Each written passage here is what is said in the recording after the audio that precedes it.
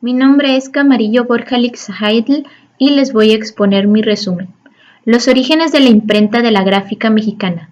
Anteriormente a la conquista española, los sellos o pintaderas eran hechos en piedra, barro cocido, madera o hueso.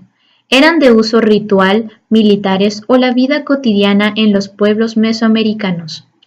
Y eran plasmados en la piel del venado, papel amate, vasijas de cerámica y en la piel humana. Los códices prehispánicos eran otras piezas muy importantes en la gráfica mexicana, cuyas características consistían en una gran expresión artística, valor histórico y con colores prevalentes que se observan en distintas expresiones populares como la cerámica, el arte plumario, el papel picado y el tejido textil. Antes de la llegada de los españoles ya existía la producción gráfica, que era realizada por medio de la xilografía manual, que sirvió para evangelizar a los indígenas durante el periodo colonial. Fue hasta la llegada de los españoles que los franciscanos enseñaron a los indígenas las artes y oficios con la madera y la xilografía.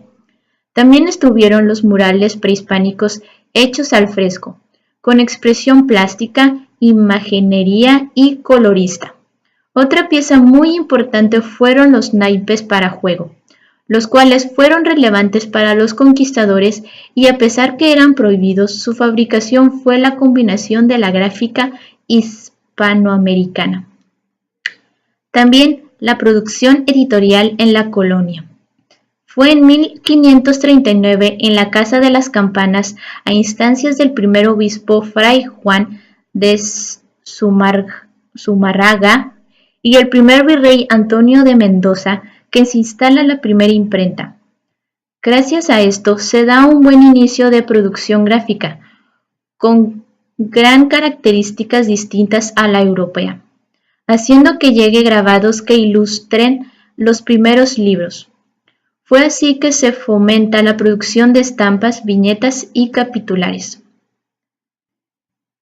Existen varios impresores que fueron muy importantes, tales como Antonio de Espinosa, Antonio Álvarez, Pedro Valí, Antonio Ricardo, Cornelio Adrián César, Melchor Ocharte, Luis Ocharte Figueroa, Enrico Martínez y Pedro Ocharte. Durante esa época, la doctrina que fomentó las obras y libros era cristiana, sermonarios, confesionarios, libros de bulas y cofradías. Este tipo de producción tuvo lugar en las ciudades de México y Puebla en el año de 1642.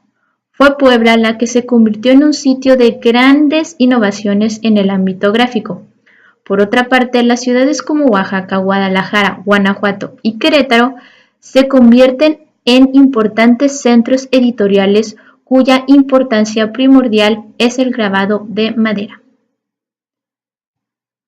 La tradición periodística. Gracias a que se propagó la imprenta en México, surge una nueva publicación llamada Hojas Volante, cuyo público era más amplio que el de los libros. Este nuevo tipo de publicación consistía en hojas aisladas, en pliego que carecían de periodicidad y sus noticias no tenían relación entre ellas, que circulaban de mano en mano. Con el tiempo, estas hojas se multiplicaron con ilustraciones grabadas, que después se convertirían en gacetas, las cuales eran los antecedentes de los primeros periódicos de la Nueva España. Fue hasta 1772 que el primer periódico apareció en México, llamado La Gaceta de México y Noticias de la Nueva España, editado por Juan de Castorena. La prensa insurgente. En un periodo en donde vemos surgir un sinnúmero de periódicos muy importantes que tenían como objetivo difundir las ideas emancipadoras del territorio nacional de la independencia revolucionaria. Uno de estos periódicos insurgentes fue El Despertador Americano, editado por Francisco Severo Maldonado, que fue el primero en la historia. la tradición del grabado y la litografía. Al mismo tiempo de desarrollo de la imprenta en México, el grabado tuvo un gran apogeo, tanto fue así que en 1778 se crea la primera escuela de grabado por Antonio Gil. Esto se debió al gran requerimiento de grabadores para el acuñamiento de la moneda.